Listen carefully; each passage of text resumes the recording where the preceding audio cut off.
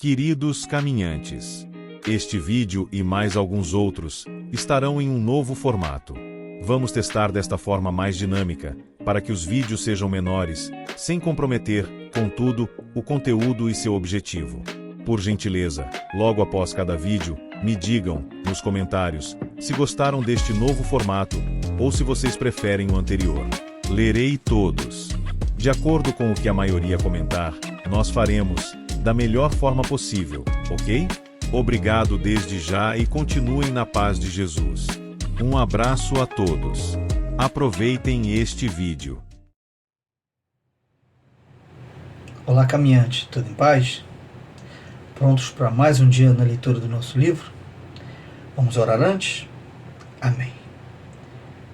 Senhor Jesus, nós te agradecemos pelo teu sacrifício, pelo teu sofrimento, mas te agradecemos também pela ressurreição. Não somente porque a morte não pôde te deter, ou o inferno. Conhecendo o Senhor, sabemos disso. Mas porque o Senhor fez isso por nós, o Senhor não precisava fazer isso por ti mesmo, de forma alguma. Nós somos os únicos e totalmente beneficiados por todo o teu sacrifício, totalmente desnecessário do Senhor, para o Senhor, mas totalmente necessário do Senhor para nós, porque nós não conseguiríamos, ainda que fizéssemos o nosso melhor multiplicado por 1000, chegar sequer, nem distante, próximo esquece, mas nem distante chegaríamos da nossa restauração, do nosso religare contigo. Eu te agradeço, Pai, por isso. Te agradeço por tudo que nós passamos até aqui, porque nos resulta o dia de hoje. E o dia de hoje nós estamos aqui para ler mais um capítulo deste livro que o Senhor permitiu, que o Senhor colocou no coração do teu filho e tem sido ferramenta de bênção ao redor do mundo para tanta gente, e tem sido esta a nossa vez. Abra os nossos olhos, nosso coração e a nossa mente. Coloca-nos, Senhor, filtros de maneira que consigamos entender o que o Senhor quer que nós entendamos, segundo a necessidade de cada um, para a tua glória, para a nossa alegria, para o nosso exultar, para o benefício do próximo, em nome de Jesus. Amém. Vamos ler? Vamos lá. Este é o nosso livro, Uma Vida com Propósitos. Dia 34. Pensando como servo. Meu servo Caleb pensa diferente e me segue de forma íntegra. Números 14 e 24. Pensem de vocês mesmos tal como Cristo Jesus pensava de si mesmo. Filipenses 2:5. Servir começa na mente. Ser servo requer uma mudança de rumo em tua mente, uma alteração de postura. Deus está sempre mais interessado em por que você faz algo do que no que você faz. Atitudes contam mais que realizações. O rei Amazias perdeu a graça de Deus porque fez o que o Senhor aprova, mas não de todo o coração. Servos verdadeiros servem a Deus com uma mentalidade que engloba 5 atitudes. Os servos pensam mais nos outros do que em si. Os servos se concentram nas outras pessoas, e não em si.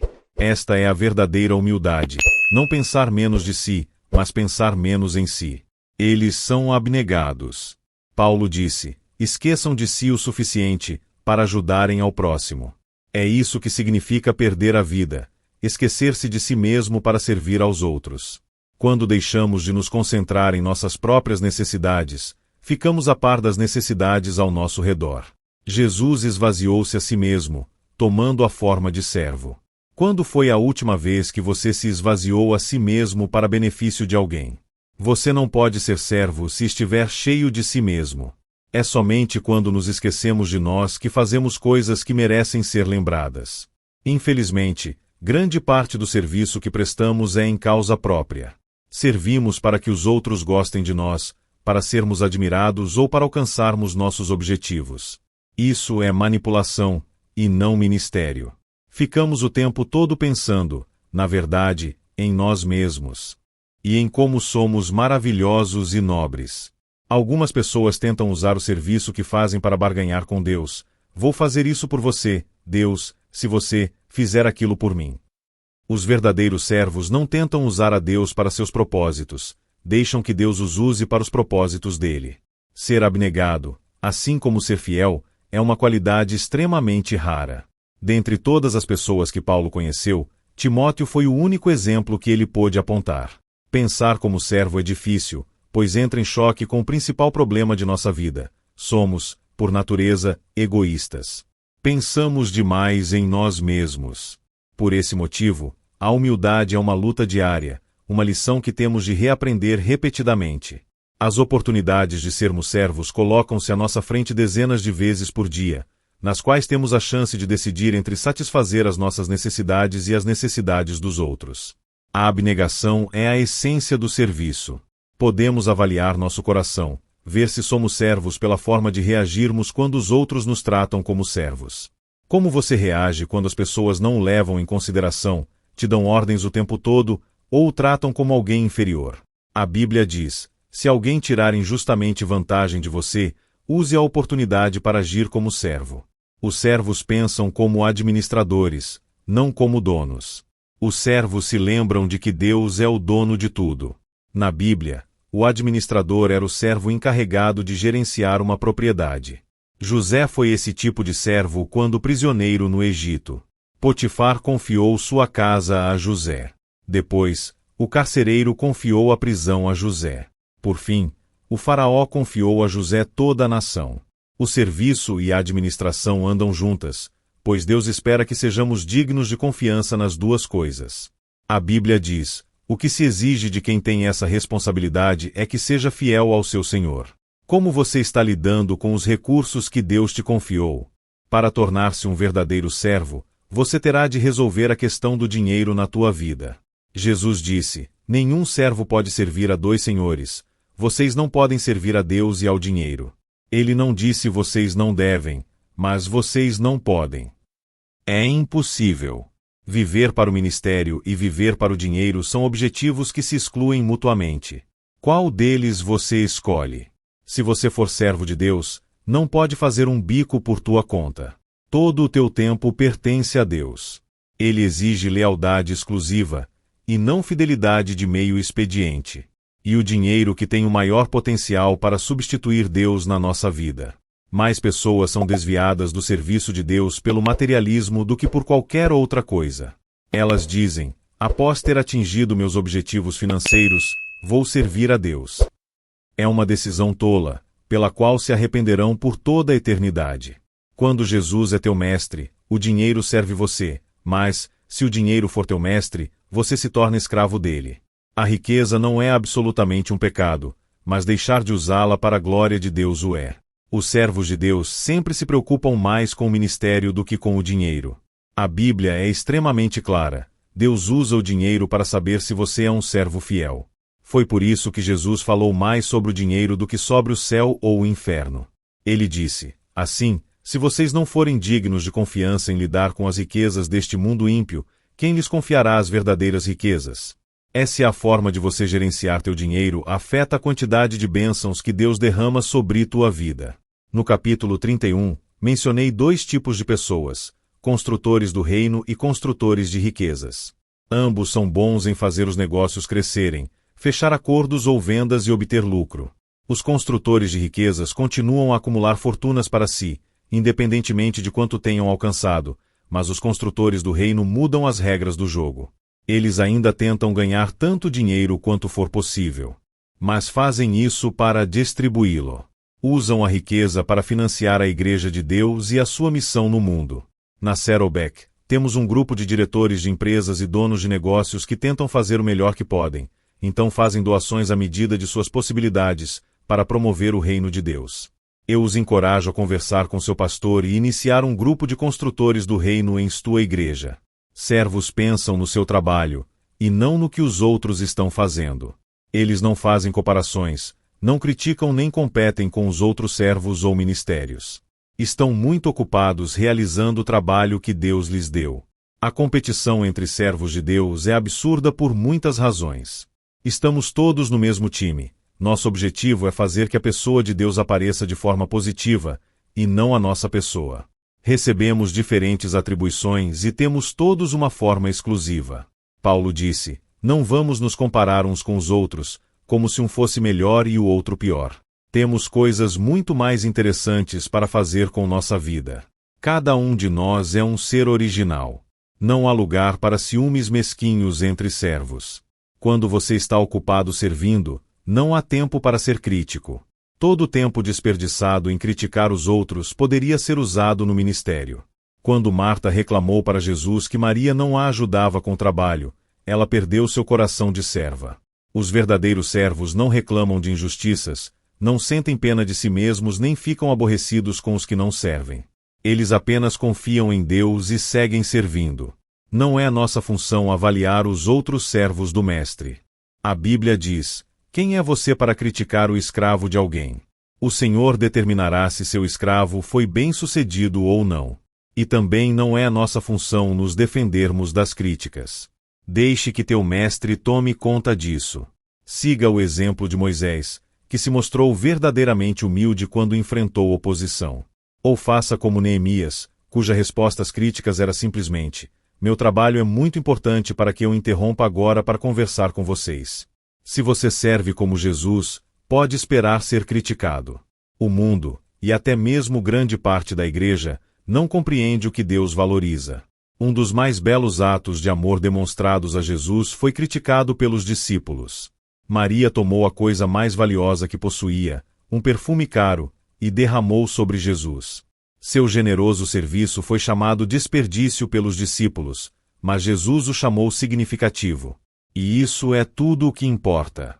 Teu serviço para Cristo nunca será um desperdício, não importa o que os outros digam. Os servos baseiam sua identidade em Cristo.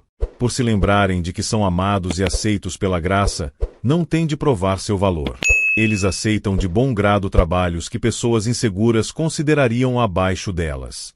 Um dos mais profundos exemplos de serviço realizado a partir de uma autoestima segura foi a lavagem dos pés dos discípulos, realizada por Jesus.